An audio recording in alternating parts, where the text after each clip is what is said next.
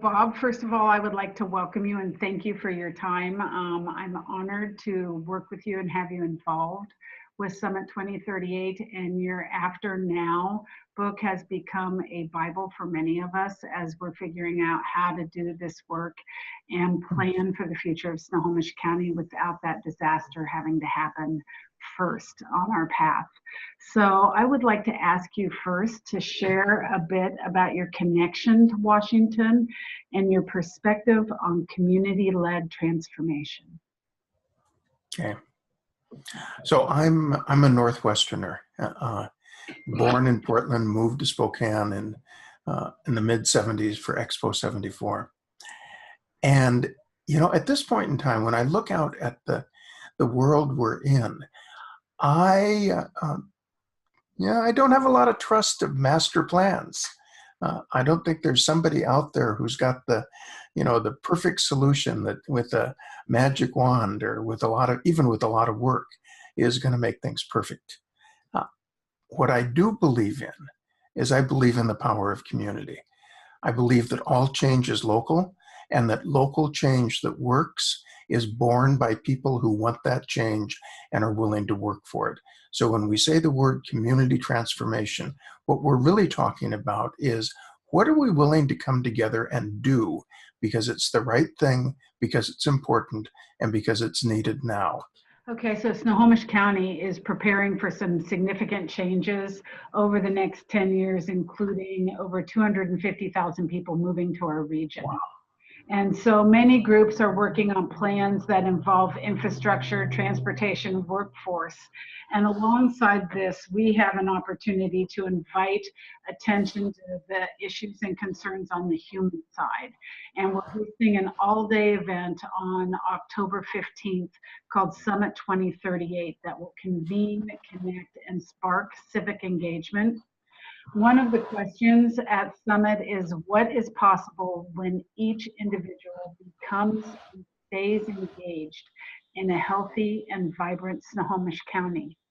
Why do you see this work as useful, and why is it needed now?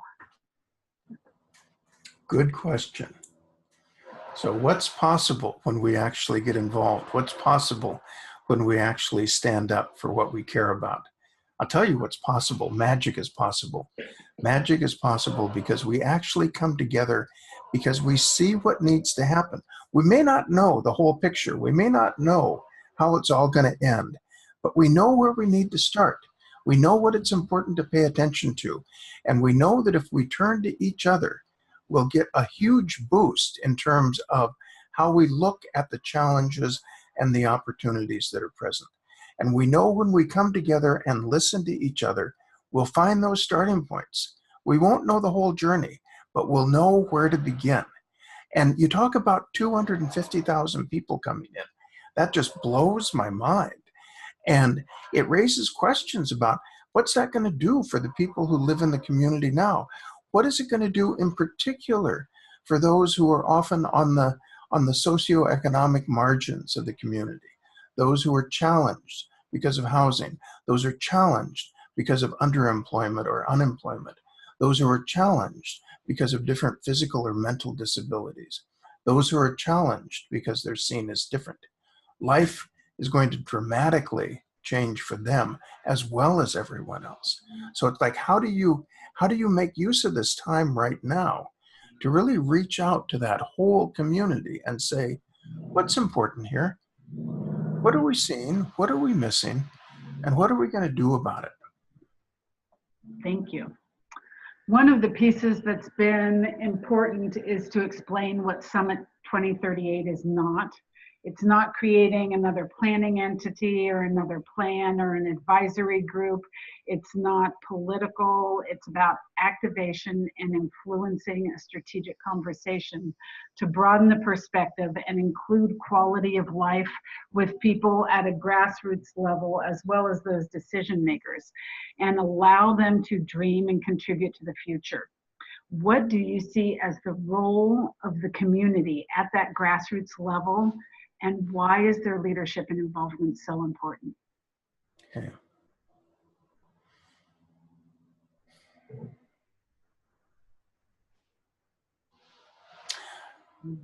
Community role for me is really twofold. One, it's community that knows what's actually important and what makes a difference in their lives.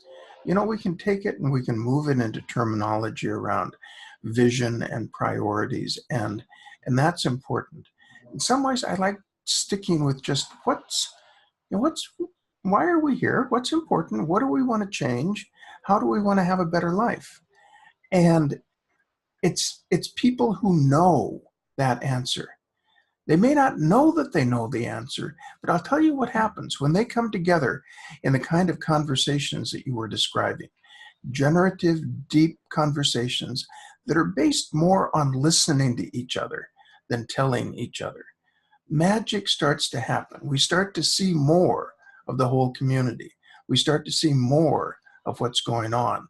And as we see more of that whole community, we start to say, you know, I've been thinking about this.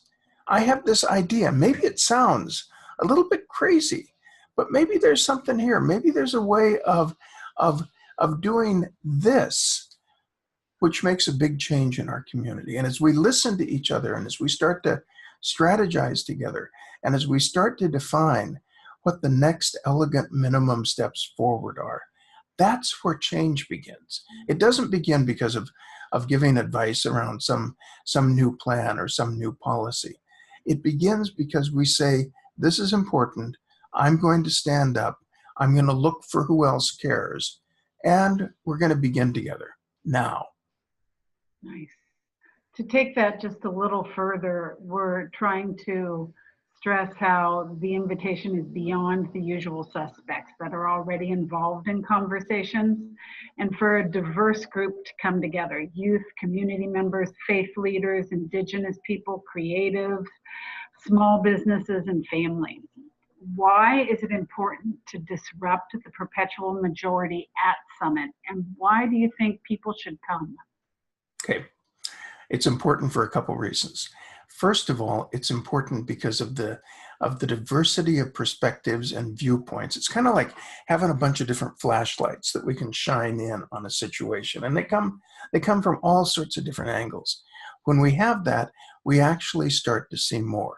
We start to see things that we missed because they were outside of our conceptual framework or outside of our worldview. So the diversity that we bring in starts to help us see more, both of the problem and of the possibilities. Next, that inclusion is important because what happens is the community as a whole starts to own whatever is created. So it's no longer those guys over there who are doing it to us. It's no longer, you know, I never trusted them in the first place and now they want to do this.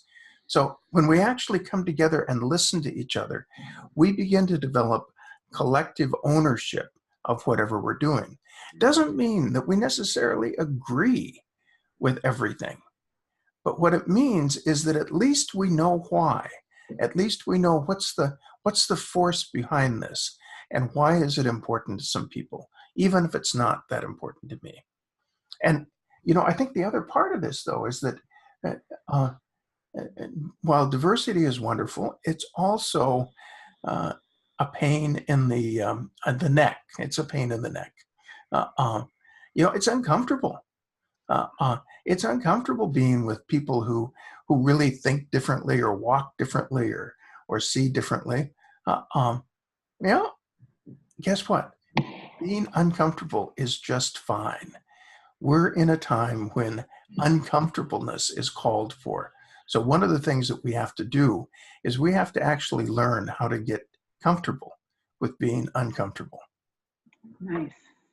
So this work is also about embracing ambiguity and uncertainty to discover the possible together, one step at a time. Have you seen communities stay wide open to possibilities as the work they create to new lives and new communities amidst change and uncertainty? Oh, so it's kind of like with the uncomfortable thing. Most of us actually have a strong dislike for ambiguity and uncertainty. We want things to be crystal clear. We want to know exactly what's going to happen. We don't want any of that damn ambiguity running around. And we're alive in ambiguous and uncertain times. We're alive when it's just about impossible to know what's going to happen next in so many different systems, whether we're talking about forest fires or politics or social calamities that strike communities. These are just uncertain times. And what I've seen is that while nobody really likes ambiguity and uncertainty all of that much, there's a muscle that gets developed. There's a leaning in, and there's a, oh, okay, we're not sure what's going to happen. That's all right. That's okay. We need to act. We need to act, and then we need to reflect on what happened because of that action. And that reflection will help us see what the next step is, and the next step, and the next step. You know what? In my case, one of the recent arcs of work that I've been involved in has been 5 years working with people in the disaster area in Japan after March 11th, 2011, when the 9.0 earthquake and the 60-foot high tsunami and the nuclear explosions happened. A lot of uncertainty. You just keep stepping towards it because it's not going to go away. So it doesn't matter whether we like it or not. It's not going to go away. So we need to become comfortable enough with it that we still figure out where to take our next step. As I have modeled some of our work on work that you've previously done, you told me a story once about the Committee of 100. And when people hear of a Committee of 100, it scares them. Can you tell me a little bit about your experience with that in hindsight? Yeah, this was Future Spokane back in the mid 80s. And it was time for Spokane to really think about its future in a new way. And just as you said about Snohomish, we didn't want to do a plan. We wanted to stimulate action. We didn't want to tell government what to do. We wanted to say what's important and how are we going to pursue it. And what we did is we brought together a group of 100 very diverse people in the community, brought them together for 3 days. They were a group of people who didn't expect to be in the room with each other. And we were also really clear about this is only one committee of 100. There are many other possible committees of 100. So this is not an elite group that has all of the answers. It's just one configuration of a group of people who really care about the community. One of the things that happened during those 3 days is people discovered that others who they had stereotyped or others who they knew they just couldn't stand were actually really interesting people and who had good ideas and who had a different viewpoint and maybe different values. But basically what they had at their deepest heart level was they had a love of Spokane and a desire to make the community even better than it already was. And so over the course of 3 days, those 100 people were able to outline, gosh, it's been a while, but I'm going to say probably about 50 different projects in the community that they believed were important and that they wanted to help undertake. And we went from the community of 100 and those ideas to widely publicizing them in the community, forming task groups from anybody who wanted to show up from the community around each one of the ideas, supported them as they talked to each other and dreamed with each other and developed action plans with each other.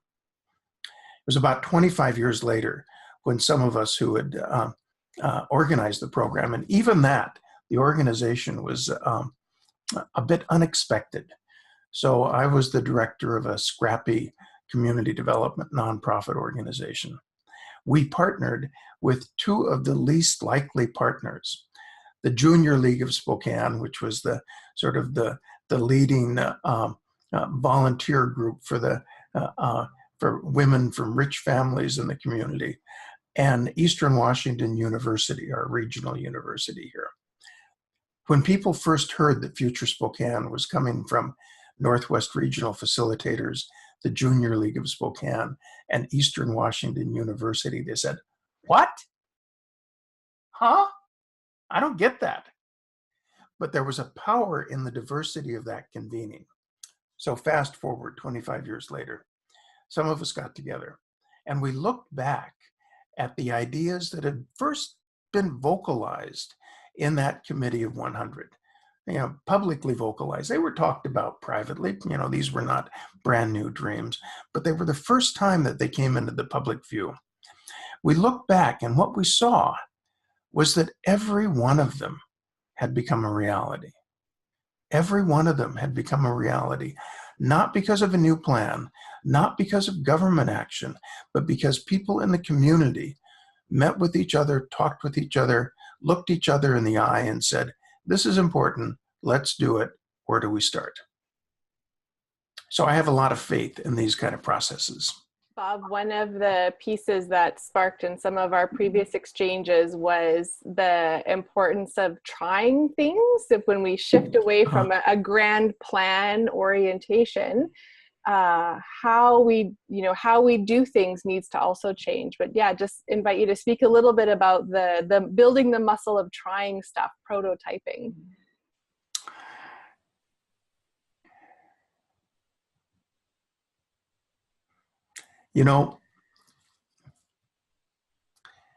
There's lots of times that we just need to do the stuff that we already know how to do better. I'm really glad that when I get on an airplane, the pilots actually know how to fly it, and they're not trying stuff. They're not experimenting. They've got this down. And at a community level, I'm really glad that there are people out there picking up the garbage and making sure the buses are running and filling in the potholes in the streets and all of those kinds of things. But what we're really talking about here is we're talking about change. We're talking about creating something new. And if we're really talking about creating something new, for the most part, we usually can't see very far. We've got an idea. We've got a starting point. If we wait until we know everything, if we wait until we've got it all figured out and we know exactly what's going to happen, it takes a long time and nothing happens. So the philosophy that I work from is that this is a time of trying stuff, of having an idea, stretching as far as we can, not so far that we break, not so far that it's hazardous, but stretching into the unknown and beginning, trying something, and then stopping and saying, what happened? Was that what we thought was going to happen? Was it better than we thought was going to happen? What do we learn from what's happened so far? And what does that tell us about what our next steps are? That's the energy of trying. That's the energy of prototyping. It's a very methodical process of try something, learn from it. Try something else, learn from it. Try something else, learn from it. And we make a path forward, stepping each time closer and closer to what it is that our hearts and our minds yearn for as we work for change in the community. Something else I often say about that is that,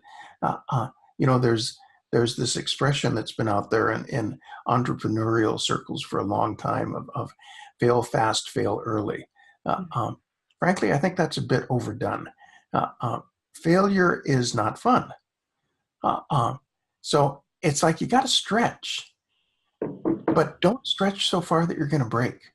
Don't reach so far into the unknown that you're just completely outside the scope of what might happen. So stretch, try. A friend of mine used to say, do what you can plus 10% for risk. That works as well. But get out there and do it.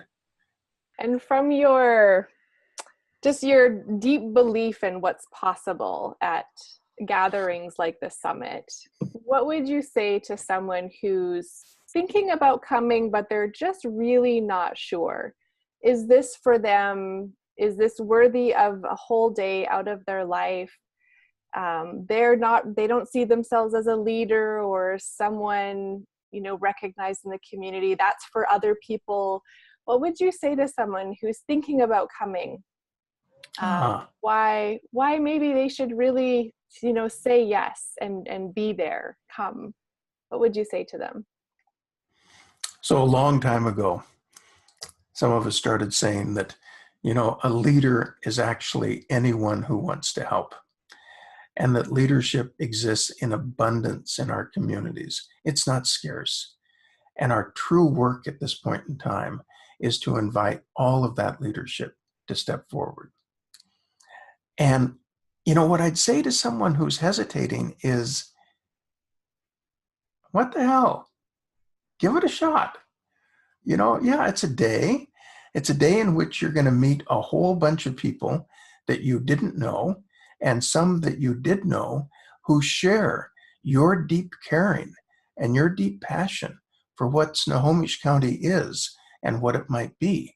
You're going to get to hang out with a group of people who have come together because they really want to listen, because they're really excited about the different ideas and different possibilities that are hidden within the community.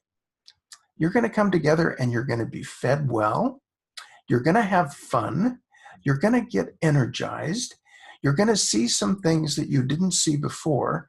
And you're going to find people who care about the same things that you do. And together with them, you're going to figure out what's the next step you want to take. What I see is that this is a day when people who care about Snohomish are going to come together with that care. They're going to come together because they know things are changing already, and they know things are going to be changing more. And they want to have a role in how that change comes down. The summit is for people who are not interested in being bystanders, not being out there and complaining about what somebody else is doing or not doing. But they're people who know that they have agency. They're people who know that their contribution has the potential to make a difference. This is what we need to be doing.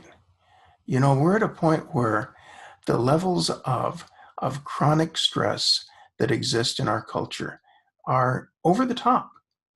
Everyone's too busy. Everyone feels sleep deprived. Everyone feels like they don't have enough. We got to shift that. And the way we shift it is by connecting with each other.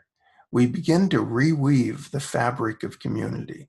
We begin to remember that we're all in this together. As we do that, as we rekindle a sense of belonging in community again, that stress goes down. And when that stress goes down, we're able to build the communities that we want. So come, join us.